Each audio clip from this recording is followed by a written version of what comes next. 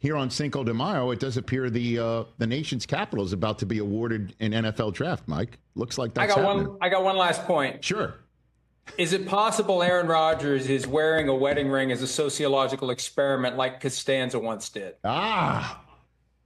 Good question. I don't know. I mean, I'm serious. This was the lead item on an email from the NFL Network today, because we're just waiting, just like everyone else, to see if there's any advancement in his personal life that will cause him to be closer to saying I do to the Steelers in his professional life.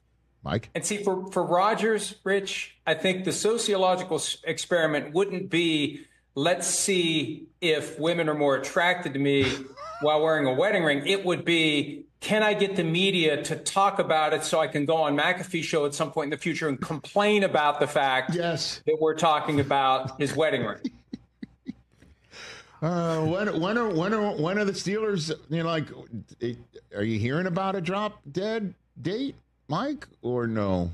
Not at all. I was told before the draft, and I know that Aaron Rodgers prides himself on no one knowing anything about anything he ever does. Right. I was told before the draft by someone in a position to know that Rodgers to the Steelers is happening. It's just a question of when. And it dawned on me last week, Rich, what's coming up on May the 14th? That is the day the schedule gets revealed. Correct. I remember last year how Mike North, the VP of Broadcast Planning and Operations, said the Jets owe us one, and they had all those short week primetime games early in the season. If you're Rodgers, don't you just at this point wait until after the schedule is out? Because it's not like the Steelers are going to get fewer primetime games than what they'd otherwise get. But if you drop Rodgers officially onto the Steelers, there's a chance they're going to get more, especially early in the season. Well, especially when you look at their schedule, Mike, they stroll through the NFC North and the AFC East, both of Rodgers' previous stomping grounds. And speaking of grounds stomping, the road games include a visit to the Jets and famously a spot where he once put on a championship belt with his hands to say that he owned the team and the Bears.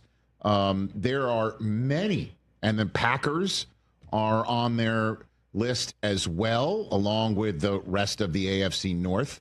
I mean, good Lord, are these games that with the Bills as well, Seahawks? This would be a knockdown drag-out for a lot of the league's television partners to say, we want the Steelers. And if it all falls through, it's Mason Rudolph. Have fun with that. Dude. Primetime network partners, including NBC, my employer. So I assume they're operating under the assumption that Rodgers is going to join the Steelers. But we know with Rodgers, nothing is official until he goes on McAfee's show and tells us it's official. I was told it's happening. Until it happens, who knows what Rodgers is going to do. But at this point, when you look at what the Steelers did or didn't do in the draft, what Art Rooney said during the draft, I think that was the clearest indication yet, the way he characterized, I believe Aaron wants to come here. They didn't draft anybody who's going to compete to play quarterback this year in taking Will Howard. They had multiple shots at Shedeur Sanders.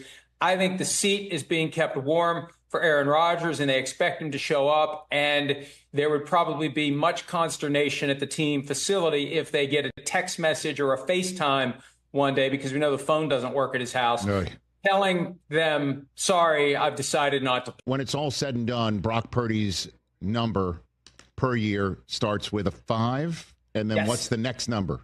Lower or higher than a 5? Not to go Price is Right on you here, but lower or higher than a 5? I laid out. And I try to find patterns, and I try to take things that have happened and extrapolate what will happen next.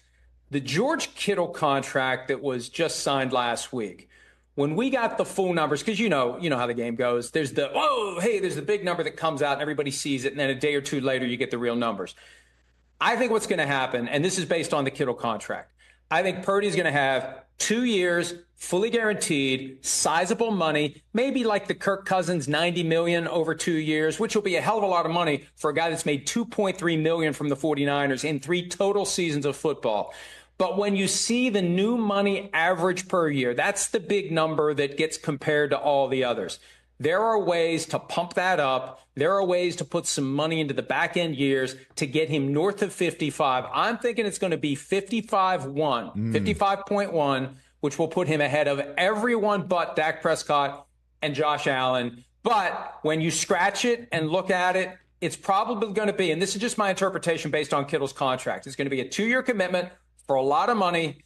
Year 3, maybe partially guaranteed, maybe a way to unlock more guarantees for year 3. But, no team other than the Browns, and we saw how that worked out, Rich, no team makes a commitment of more than 3 years, fully guaranteed, to a quarterback on a contract other than the rookie deal. The Dolphins did it with Tua Tagovailoa. Others have done it. Usually it's 2 years. For some teams like the Seahawks, Sam Darnold, Geno Smith, 1 year.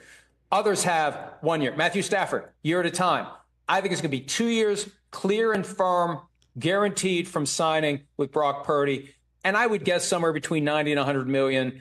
And then after that, it's going to be year to year for the 49ers with some back end years that there'll probably be a new contract before we get to them, but those numbers will make that APY. That'll allow the agent to use the Purdy contract to try to get new clients, because that's the whole ball game. You get that number out there, the tweet mentions the agent, and then the agent is the superstar that hopes the phone starts ringing like, Saul when he does the, the magic fingers to try to get the phone to ring. Nice. And you want to call your shot? When does it happen? Training camp? Prior to training camp? Opening training camp? What do we got? What's your guess? Let's say before OTAs. Wow. I'll go with before OTAs. Because even though he's got the red jersey or whatever color the 49ers wear, because they wear red jerseys, but whenever he's got the don't touch jersey, there's still something could happen. You're out there and you're in the fray and you could have an injury that would completely derail his effort to get paid. Yes. I think from his perspective, I'm not taking part in a single snap of OTAs unless I have my 9 days now removed from Shedeur Sanders finally hearing his name from the podium in Green Bay. What's your opinion on what happened in your reporting? Simplest explanations are often the most easy to digest, especially for someone with a relaxed brain like me. At the end of the day, Rich, I spoke to a GM last week. I wrote about this in the aftermath of the conversation. There was a perception that Shedeur Sanders entered the process acting more like he was being recruited than he was being interviewed. And Dion, his father, kind of did the same thing in 1989. Great story about how he met with the Giants. They dropped this giant binder in front of him with this long test in it. And he said, when do you guys pick? They said number 18. He got up and left. He said, I don't have time for this. I'm not going to be on the board when you draft. Dion had once-in-a-lifetime talent. Dion could get away with that. No one was going to be scared away by an attitude that, hey, I'm one of the best players in the draft. I'm one of the best players ever. Pick me or don't. When you're talking about a guy who doesn't have the same skill set as his dad and who plays quarterback, a position where you have to demonstrate a certain amount of commitment,